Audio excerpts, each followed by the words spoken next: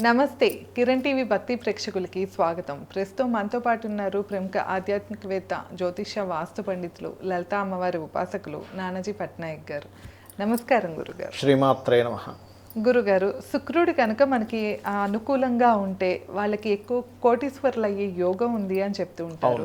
ఆ అనుగ్రహంతో కనుక పుట్టిన వాళ్ళు ఆల్రెడీ కోటీశ్వరులు అయ్యే ఉండుంటారు అంటారు. ఇది నిజమేనా గురుగారు? అది నిజమైతే కనుక గ్రహాలు అనేవి ఎప్పుడు మారుతూనే ఉంటాయి. ఈ 2026 ఈ సంవత్సరంలో చూసుకుంటే కనుక ఈ శుక్రగ్రహం అనుగ్రహం ఉన్న రాసులేవో ఒకసారి తెలియజేస్తారా? తప్పకుండా అండి. అయితే శుక్రుడు చాలా fast moving planet. 25 days to 1 monthలో మారిపోతుంటాడు రాశి. అందుకని సంవత్సరం మొత్తానికి ప్రిడిక్షన్ ఇవ్వడం కుదరదు. మంత్ వైజ్గా ఇప్పుడు శుక్రుడు ఉదాహరణకి ఇప్పుడు కనుక చూసుకుంటే వృషభ రాశిలో ఉన్నాడు ఈ యొక్క మనకి ఏప్రిల్ అండ్ మే మాసాల్లో.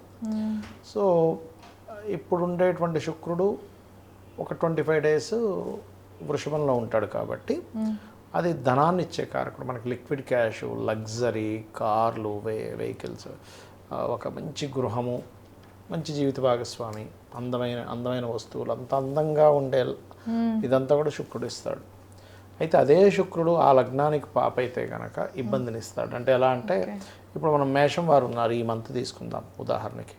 అంటే మిడిల్ ఆఫ్ ది ఏప్రిల్ నుంచి మిడిల్ ఆఫ్ ది మే వరకు అనుకుందాం. ఆల్మోస్ట్ తీసుకుంటే ఈ శుక్రుడు 2వ స్థానంలో ఉన్నందుకు మేషం వారికి ఏలినాడు శని నడుస్తున్నా కూడా ఫైనాన్షియల్ గ్రోత్ ఇస్తాడు ఇక్కడ.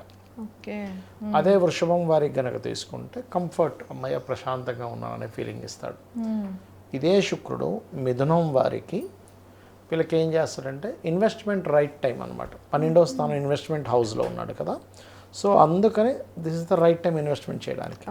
కానీ కర్కాటకం వారి దగ్గరికి వచ్చేసరికి మాత్రం ఫ్యాషన్ రిలేటెడ్ రంగాల్లో ఉండే వాళ్ళకి బిజినెస్ గ్రోత్ ఇస్తాడు. కానీ ఇక్కడ ఏకాదశంలో ఉండే శుక్రుడు ఎప్పుడు కూడా వివాహ జీవితము, జీవిత భాగస్వామితో ఎడబాటునిస్తాడు. మళ్ళీ సింహం దగ్గరికి వచ్చేసరికి 3rd and 10th లార్డ్ అయినందుకు ఈ అందానికి, ఫ్యాషన్ సంబంధించిన ఉద్యోగాల్లో లేదా ఫైనాన్షియల్ రిలేటెడ్ సంబంధించిన ఉద్యోగాల్లో జాయిన్ అవ్వడానికి అనుకూలిస్తాడు. కన్యవారికి తండ్రి యొక్క ధనాన్ని ఇప్పిస్తాడు శుక్రుడు ఇక్కడ. తులవారికి ఇన్సూరెన్సెస్ మూలంగా కలిసి వచ్చేలా చేస్తాడు, కొంత ఫైనాన్షియల్ గ్రోత్ వస్తుంది. కానీ అదే మళ్ళీ మీరు వృశ్చికం దగ్గరికి వచ్చేసరికి వివాహం కోసం ఎప్పటి నుంచో ప్రయత్నం చేసేవారికి ఇక్కడ అనుకూలిస్తాడు ఈ మంత్. ధనస్సు వారికి మళ్ళీ మంచిది కాదు, ఎందుకంటే 6th lord is in 6th house. మీరు ఎనీ ధనుర్లగ్న తీసుకోండి, శుక్ర మహాదశ వచ్చిన, శుక్రుడు అంతర్దశ వచ్చిన, మెయిన్గా మహాదశ లేదా శుక్ర రాశుల్లో ఉండే గ్రహాల యొక్క స్థితి వచ్చిన ఫస్ట్ వాళ్ళకి జరిగేది వివాహం విషయంలో విచ్ఛిన్నం జరుగుతూ ఉంటుంది. చాలా కొన్ని వేల జాతకాలు చూసి డిసైడ్ అయ్యి చెప్తున్నటువంటి అంశం ఇది. Because of Venus is the కారక ఆఫ్ మ్యారేజ్. ఇప్పుడు మ్యారేజ్ కారకుడు 7th హౌస్కి నెగేటింగ్ హౌస్లో ఉన్నాడు అనుకోండి. అది ఇప్పుడుగా 6th house అంటే ఏంటి, 7th నెగేటింగ్ హౌస్. సో అక్కడ వివాహం, అందుకే మ్యారేజ్ సంబంధాలు చూసేటప్పుడు కూడా ఎవరికైనా అబ్బాయికి అమ్మాయికి చూసేటప్పుడు ఆపోజిట్ పర్సన్ ధనుర్లగ్నమై శుక్ర మహాదశ నడుస్తుంది. అప్పుడు ఆపోజిట్ పర్సన్ వీళ్ళకి సంబంధం కుదుర్చుకున్నారు, అప్పుడు ఖచ్చితంగా వాళ్ళని అర్క వివాహం చేయించండి అని చెప్తాం. అబ్బాయికి అయితే, అమ్మాయికి అయితే కుంభ వివాహం చేయించండి. ఎందుకంటే 100% అది 2వ వివాహం వైపు తీసుకెళ్తుంది. అలా అదే మీకు మకరం వారికి సంతాన యోగాన్ని ఇస్తుంది. సంతానం మనకి ఫ్యాషన్ రిలేటెడ్, కళా సంబంధించిన నేర్చుకోవడానికి అనుకూలిస్తుంది. అదే కుంభం వారికి ఏదైనా ఒక వస్తువు, వాహనము, గృహము ఏదైనా కొనుగోలు చేసుకోవడానికి అనుకూలిస్తుంది.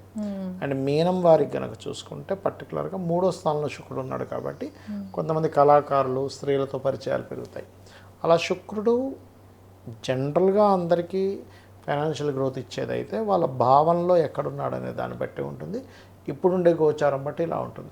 అలా కాదు మొత్తం సంవత్సర ఫలితాల్లో మనం చూడాలంటే జూపిటర్, ఎందుకంటే 1 year ఉంటాడు అక్కడ, శని 2.5 సంవత్సరాలు ఉంటాడు, రాహువు కేతు 1.5 year ఉంటారు.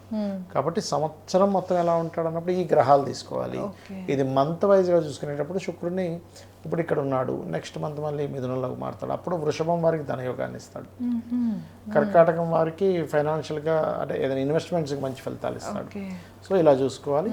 బట్ ఎవరికైనా శుక్ర ఫలితాలు బాగా రావాలి అంటే గనక కనకదార స్తోత్ర పఠనం చేయడం ఉత్తమం.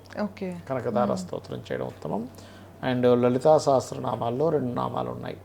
ఒకటి ఓం సంపత్కరీ సమారూఢ సింధుర వ్రజసేవితాయ నమః.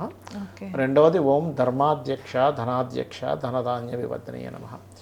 పాయసాన్ని నైవేద్యంగా పెడితే శుక్ర బలం పెరుగుతుంది. పాయసాన్న ప్రియ అనే నామం ఉంటుంది లలితా సహస్రనామాల్లో. అదేవిధంగా పాలతో అభిషేకం శుక్ర ప్రభావం మంచి ఫలితాలు ఇస్తుంది. కనకదార స్తోత్రం చేయడము. ఎన్ని రోజుల పాటు చేయాలంటారు? ఇది జనరల్గా అయితే మండల కాలం చేయాలి. బట్ మీకు ఇంకా ఎనర్జీ అంటే, ఎందుకంటే మీకు కర్మ ఎంత ఉందనేది తెలియదు కదా. అవును. ఇప్పుడు మీరు ఒక లోన్ ఎంత తీసుకున్నామో అని తెలిస్తే దాని తగ్గట్టుగా ఇన్ని మంత్స్ ఇన్స్టాల్మెంట్ కట్టాలని తెలుస్తుంది. కర్మ ఎంత ఉందనేది కనబడదు. మనం ఆ ప్రాబ్లం క్లియర్ అయ్యే వరకు చేయడమే. బట్ శుక్ర అనుగ్రహం కనుక పెరిగితే ఖచ్చితంగా మనిషి లైఫ్లో లగ్జరీని 100% అనుభవిస్తాడు. ఓకే, డెఫినెట్గా గురుగారు.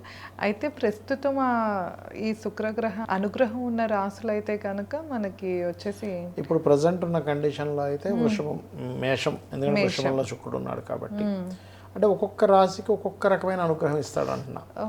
ఒకే డబ్బును మనం ఇప్పుడు ఎగ్జాంపుల్ 10,000 ఉన్న 1,00,000 రూపాయలు అనుకోండి. అదే లక్షను మనం లగ్జరీగా అనుభవించవచ్చు, లేకపోతే బంగారం కొనుక్కోవచ్చు, లేకపోతే ఇంకొకరికి హెల్ప్ అయినా చేయొచ్చు. రకరకాలు ఉంటాయి కదా. అదే లక్ష్యంతో మీరు 12 పనులు చేయొచ్చు. అదే శుక్రుడు 12 రకాల రిజల్ట్స్ ఇస్తాడు 12 రాసుల వారికి. ఓకే, రిజల్ట్ అనేది మారిపోతుంది రాశికి.